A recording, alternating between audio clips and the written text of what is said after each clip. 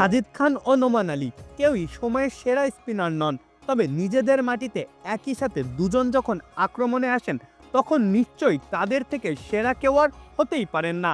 এবারও সেই একইভাবে তারা শেষ করে দিলেন ওয়েস্ট ইন্ডিজের ব্যাটিং লাইন আপ। পাকিস্তানের মাটি পেসারদের ঘাঁটি, এটি যেন এক অলিখিত নিয়ম ছিল চিরকাল, কিন্তু সেই পাকিস্তানেই দুই স্পিনার নিজেদের ঘূর্ণিতে কাবু করছেন প্রতিপক্ষ ব্যাটারদের। সাজিদ খান আর নোমান আলী রীতিমতো স্পিন বিপ্লব চালাচ্ছেন পাক ক্রিকেটে। তাদেরকে কেন্দ্র করেই আজকাল পিচ তৈরি করছে পাকিস্তান। এমন ধারা বজায় থাকলে অদূর ভবিষ্যতে পেসারদের রাজ্যে স্পিন রাজত্ব দেখবে ক্রিকেট বিশ্ব। পাকিস্তানের মাটিতে এই দুজনের বোলিং যেন দুর্ভেদ্য মায়াজাল, যার গোলক ধাঁধায় পরাস্ত হচ্ছে প্রতিপক্ষের সব ব্যাটার। 2021 সালের পরে টানা 3 বছর ঘরের মাঠে একটা টেস্টও না জেতা পাকিস্তানের হাল ধরেন এই দুজন। ম্যাজিক হার্বাল টুথপেস্ট দূর করে দুর্গন্ধ সৃষ্টিকারী দাঁতের সমস্যা।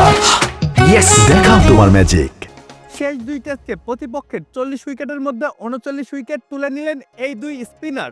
9 বছর পরে ইংল্যান্ডের বিপক্ষে সিরিজ জিতল পাকিস্তান। আবারও ঘরের মাঠে জ্বলে উঠলেন দুজন।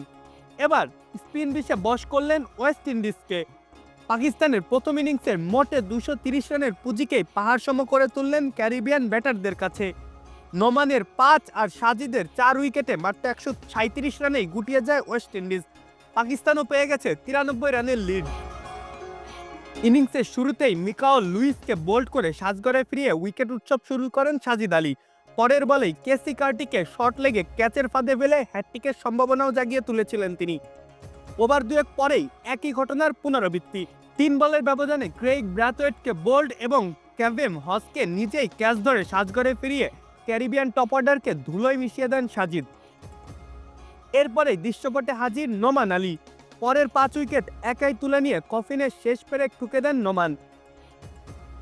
Ali Athanaze, Justin Greaves, Kevin Imlach, Kevin Sinclair, Gudakesh Motie কেউই কিছু বুঝে ওঠার আগেই নোমানের স্পিন সবলে কাবু হয়ে ফিরে গেছেন প্যাভিলিয়নে। দুইজনকে এলবিডব্লিউ, দুইজনকে বোল্ড, বাকি একজনকে বধ করেছেন ক্যাচ আউটে। নোমানের বয়স 38, সাজিদের বয়স 31, অথচ এই দুইজনেরই টেস্ট অভিষেক হয়েছে 2021 সালে। কারো ঝুলিতেই নেই 20টা টেস্ট খেলারও অভিজ্ঞতা। তবে কি এতদিন শুধুই সময় নষ্ট করলো পাকিস্তান? মাহফুজ আহমেদ, খেলা 71।